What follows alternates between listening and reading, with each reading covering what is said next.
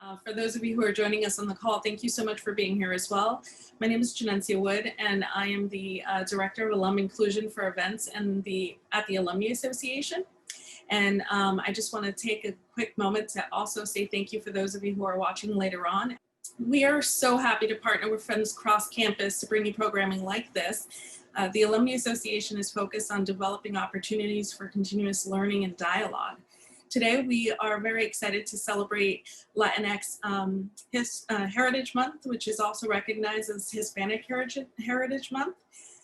And we took the opportunity to especially elevate Latinx voices during this moment.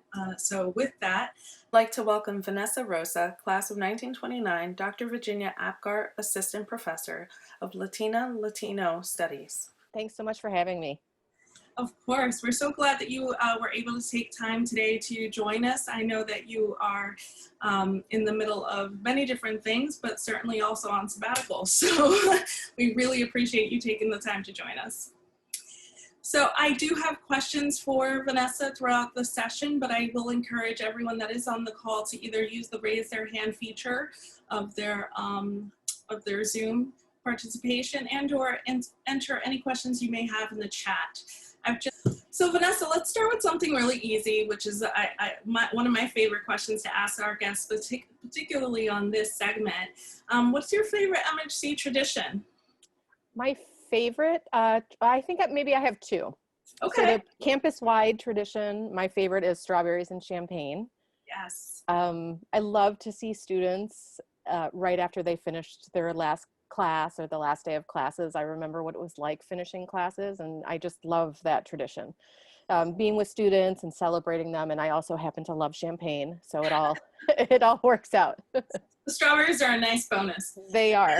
My other tradition, though, is a bit more niche, and a few years ago, so I think it was my first or second year at Mount Holyoke, I was out to dinner with Professor Hernandez and a former professor, Professor Soltero Lopez, with a group of students at El Comalito in Amherst.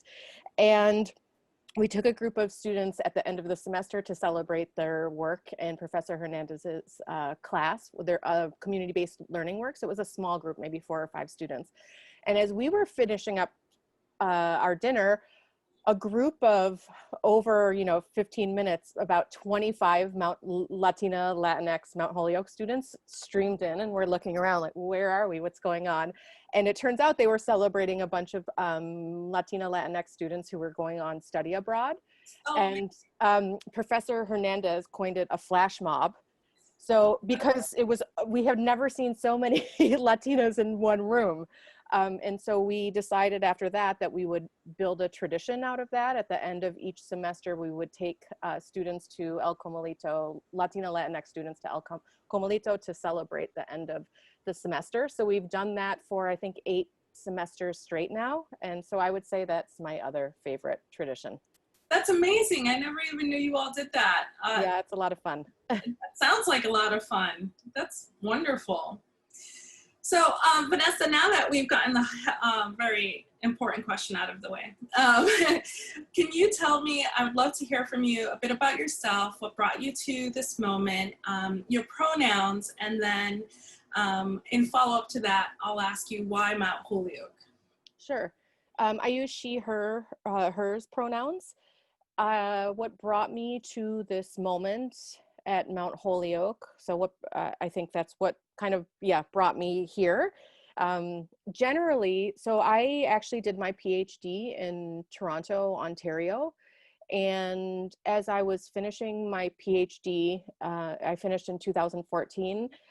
I had kind of come to terms with the fact that I didn't think that the academy was for me, and that I wasn't sure I wanted to be an academic, not because I don't love research and teaching. I love both of those things, as my students know very much, but I felt kind of restricted by some of the academic norms and the limits, the institutional limits of academia, and the expectations of what a scholar should be, what a professor should be.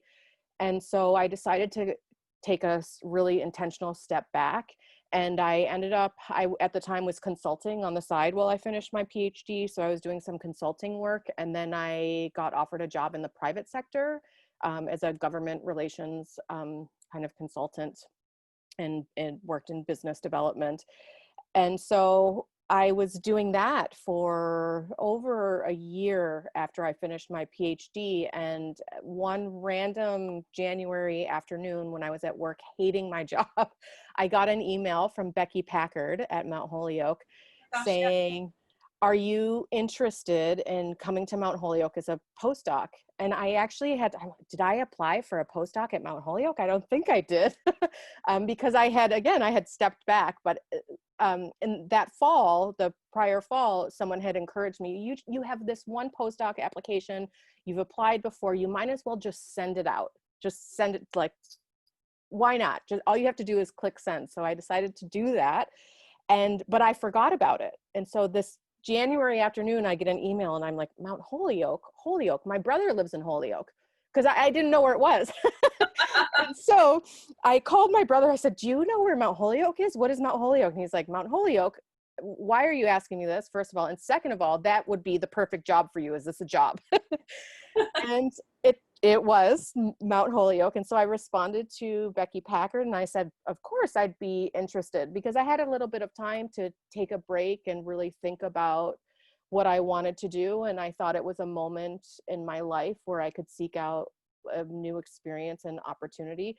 I would just say this is a really abnormal experience. I don't think most academics paths are like this. But I think it was some weird kind of twist of fate or something that Professor Hernandez and Professor Packard found my application in this database of postdocs and invited me to come to Mount Holyoke. So that's how I ended up here. And then I went on the job market when my postdoc was done, and I actually thought I was headed to California for a job, and then Mount Holyoke, due to some very savvy student organizing and work by people like Ike O'Day, David Hernandez, Kimberly Juanita Brown, I was able to secure a tenure track job. So now I'm in my 4th year at Mount Holyoke on the tenure track. That's an incredible journey. And we already knew you were a powerhouse, but that journey is quite incredible. So before I move on to the next question, I just want to, ultimately, what was the reason why Mount Holyoke felt like the right place for you? You know, it's interesting. I don't think, again, because my journey is so unusual, I don't think many people get to be as intentional about where they want to go. And there was a whole variety of reasons for that. I don't think there's anything special about me that creates that, but it was just these kind of factors that came into play. And I think that the reason Mount Holyoke is the place for me is, one, I love the liberal arts. I love teaching, and the fact that I get to focus on teaching and working so closely with students and the small classroom size is incredibly unique. I have a few colleagues in the 5 colleges who have that experience, and some across New England, but generally, you know, a lot of folks really strive to be at a Research 1 or at different types of institutions. And I knew that that wasn't for me and what I wanted. And then the fact that Mount Holyoke is a historical women's college, gender inclusive college, that blew my mind that I would have the opportunity to be at an institution like that. And then once I started with the postdoc, it's interesting because I really got the chance to get to know students and test out if I thought that this was the place for me. And after the first semester, I knew that I would never want to teach anywhere else. I knew that there was never a better place for me. So the idea of having to leave when the postdoc ended, I was pretty sad, thinking, oh, I have to do all of this work trying to get another job, another academic job. And then to be able to stay, I just feel so grateful. And really, the thing that kept me at Mount Holyoke is the students and my amazing colleagues. That's amazing, Vanessa. And I think that many of the alums on the call would echo the sentiment. And many times when you speak to alums, they say, you know, once they come to Mount Holyoke, it feels like home, right? Mm-hmm. So there's just this interesting dynamic that even as staff and faculty members, I think that that same spirit of home and this is the right place kind of resonates throughout. So I think it's an amazing testament to Mount Holyoke as you continue to stay here and be grounded in this work. So thank you for that. As far as your work is concerned, your research focuses on the study of race, ethnicity, citizenship, national identities, and social stratification in cities. And I think we can have a lecture series with you diving into all of those components. But I'm wondering if you can talk to us about why these topics were so important to you and that you decided that this was going to be the focus of your work. That's such a great question. So I did my undergraduate degree at the University of Ottawa in Ottawa, Ontario. I grew up in Rochester, New York, but I ended up living in Canada for about 15 years. And my degree was in political science. And at the beginning of my degree, I hated school. I never thought I would really finish, although my father had other ideas, so really pushed me to finish my degree. And by the end, I had I told this story at commencement a couple of years ago, but I had two really amazing professors who allowed me to kind of explore the things that I was interested in, particularly around critical race and ethnic studies and feminist theory. And so by the end of my 4-year degree, I decided to apply to graduate school. And I was interested in exploring questions of gentrification in cities. And that was primarily because of my experience growing up. I actually grew up in borderline suburbs to rural Western New York, but both of my parents were from really big cities. My dad grew up in Harlem, my mom grew up in Toronto, and I was fascinated. We spent so much time in the city driving between both of them, fascinated by their experiences. My mom didn't grow up in public housing, but in subsidized housing. And my father did grow up in public housing in the Grant houses in New York. And so I remember those experiences of being in the city with them. And my father passed away in 2004. And the year before he passed away, or 2 years before he passed away, he took me to New York to visit my 92, 93-year-old grandmother and took the three of us on a tour of New York. And I'll never forget the experience of listening to him narrate the urban landscape, like really talk about urban inequality in a way I had never heard my father talk about something like that before. As an adult, I'm sure he did when I was younger, but as an adult, and I was exploring my own kind of ideas and thoughts around these issues. So hearing him talk about it from his own lived experience and seeing, I remember he was devastated because I think there was an Old Navy and a Home Depot or something that were that opened in Harlem, and he was pissed. Like, what's happening to this place that I called home for so long? And similar in Toronto. And so those experiences, I think, were reading about it theoretically and understanding these kind of ideas and the scholarly work around the issues, and then my own family's experiences and seeing it with my own eyes. And I think there's something very kind of visceral and also that is rooted in us, like over time, that really drew me to these kind of questions around thinking about what is belonging, what does it mean to belong, what does it mean to be included, and what does it mean to be excluded, and how do those things relate to each other? And so I think that, yeah, that's my long answer to your question. That's what brought me to those issues, a kind of combination of my own personal lived experience, my family's history, and just, I remember when I first read feminist theory and my first urban studies books, like my favorite book in grad school, one of them was Metro Marxism by Andy Merrifield, who's a really alti academic.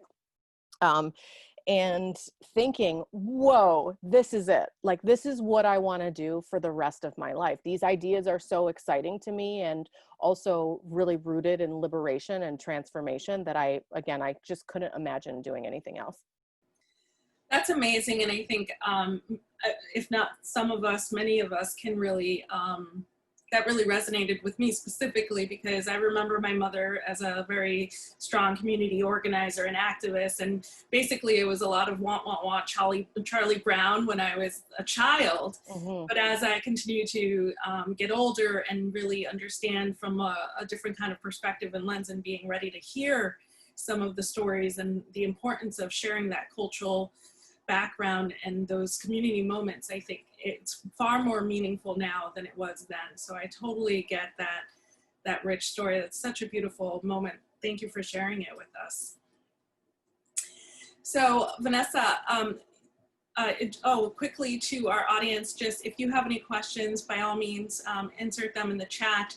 And also you have the option to raise your hand. So as we continue on here, obviously, you are so revered by so many students and alums and community members, myself included, that it's genuinely because of the authenticity that you bring and the perspective that you bring as a Latinx person into this community, where a lot of people don't look like us, right? And so how do you bring that into the space that you engage with students, and in follow-up, how do you give them that same sentiment of belonging when many of us are bicultural and it's super difficult to navigate belonging in either space? That's a great question. I think, you know, one of the things that I love about critical race and ethnic studies and Latina feminist theory is the idea that we all carry this kind of knowledge, deep knowledge within us and within our bodies. And so I think that for students, one of the things that I like to do in the classroom is really center them and their experiences and the knowledge that they bring in that is so often dismissed and erased and not allowed in other classroom spaces. To me, that is the heart and center of learning. Like, I can't imagine being in a classroom where my students weren't really shaping the dialogue and the ideas and what we were discussing. And so I think that that's one of the ways that I think about ideas around authenticity and what that means. And I think when I'm in the classroom, I really show up.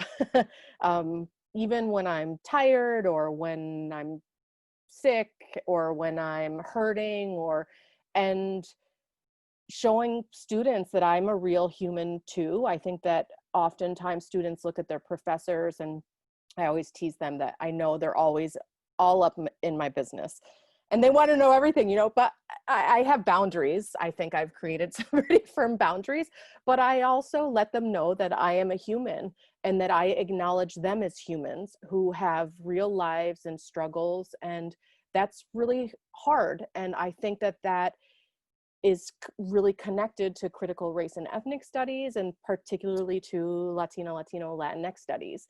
It's this knowledge and these histories that we bring with us that actually make knowledge so rich and gives or helps students to see that they have so much to contribute. So I think that that's part of it, but I also think I also look back to what I didn't have in my own educational experience. And so I had one Cuban professor when I went to the University of Ottawa, but after that, I have to really think. I never had a professor. Oh, I had a Spanish teacher in high school who was Puerto Rican. But otherwise, I never had a teacher who looked like me, who understood my family's history or like what my, you know, the struggles that my family and my parents went through. And so I think that students, they want to see that in you, and they want to bring their whole selves to the classroom. And so I try to create space for that. I would also lost my dad in my second to last semester, first semester of my senior year of college.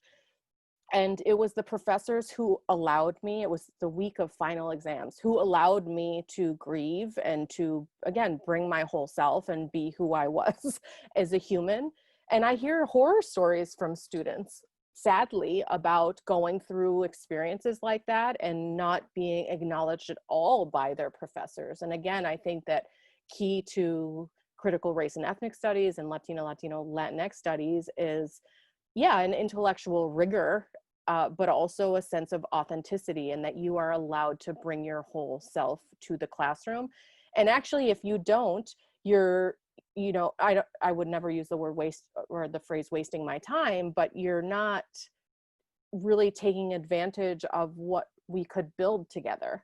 And so if you can bring your whole, and I realize that there's many reasons that students can't do that because of all of their experiences of exclusion on campus and of discrimination and of being penalized for bringing their whole selves to other classrooms. So I'm sure that for many students, like, whoa, what's going on here? But I try to do my best from the first day to make sure, I don't think I'm an easy professor. And I think because I'm authentic and I respect them, that they end up respecting me. And so I always have students say, I didn't want to disappoint you. Or I worked so hard in your class because you were authentic and you allowed me to be authentic. And so then I wanted to work harder. So. That's great. And Vanessa, I hear the same things with students that I work with, in the sense of having them not want to disappoint you. So I think that's that's such a special moment. You talk about their student experiences in the classroom and bringing their authenticity in those spaces. I wonder if you can share a little bit about what they would need to emotionally prepare for when entering the workforce, right? Because some of these students are on their way, and well, they're all on their way, but some of them especially more immediately than others. And so I'm just wondering, how would you tell someone, be ready for this or be ready for that and still be you, if that's something you would say to them? I don't know. You sent me these questions in advance and I thought about them, but that is a really hard question. I try to be honest, but I'm a pretty positive person and but I know what they're up against, I know what not only the gender, but the racial wage gap is. Like, I know that many of my students are going to start their first job, Latina and Latinx students, and not be paid the same as their peers, or I know that because their name might be different or not fit in with kind of some Anglo culture or something, that they might bump up against a whole different set of hurdles. Like, they're going to experience, or they might experience, these kind of forms of discrimination and racism that make entering the workforce really hard and challenging. But I also make sure that, based on the tools that I know that at least they've kind of gathered from my classroom and certainly some of my colleagues, that they are more than prepared. They are far more prepared than most, I think. And that not only because of their Mount Holyoke education, but because of who they are, what they have to offer. And so I make sure to center that in those conversations with keeping it real based on the reality of the world. Yeah, it's hard to get a job, like in this economy, but it's hard to get a job anyway, especially when you're finishing school. But I would also say I'm so encouraged by the students that I know graduated and went out and are doing the most amazing things. So I make sure to share those stories and let them know that their peers have gone out and are changing the world. So with time and patience, that good things will come their way. I love that, Vanessa, and I think you're right. None of us have the perfect answer. Everybody's experience is going to be unique. And so I think it's important for everybody to acknowledge that they're going to all be on their own journey, and that, for me personally, I think creating a culture of community and having that strong support system is going to be the thing that makes or breaks their ability to transition into those spaces. So thank you for that. And you actually lined me up beautifully for my next question. Is there a particular student project or a particular lesson that you felt really left an impact on you that was proposed by a student? And can you talk about it with us and why it was so impactful? And it could be after they left Mount Holyoke as well. Proposed by something that a student kind of created. And Mm-hmm. Oh gosh, I have so many. I have many. I don't know. I don't know if Nicole is on the call. I think so. I'll talk about, I don't think she'd mind me saying. Oh yeah, there you are. I see you. So that project was so funny. So that project came out of, I teach a class called Latinx in Housing. Mi casa is not su casa. And Nicole, I hope you don't mind me using your name in chat. I don't think you would. So I'm just going to run with it because it was such an awesome project. Did a project based on, with the foundations of that class, thinking about inequality in housing and particularly discriminatory housing policy. And Nicole had worked with Springfield No One Leaves during the class as part of a project. Oh, I don't mind. I thought so. Good, thanks. And ended up proposing a senior thesis, which I initially said that I wouldn't supervise because it was just my first year. And so I didn't know all the protocol, but it was such a great project. And Nicole and I met several times, and Nicole ended up going to work with this organization. So it's a housing justice organization in Springfield, Massachusetts, and was developed in response to the housing crisis of 2008, to really think about the discrimination in housing policies and mortgages and what happened with people with foreclosures. And Nicole, based on the work with Springfield No One Leaves, learned about a policy called a receivership policy in Springfield, and which basically was a policy that allowed the city government to identify properties that they deemed blighted or dilapidated.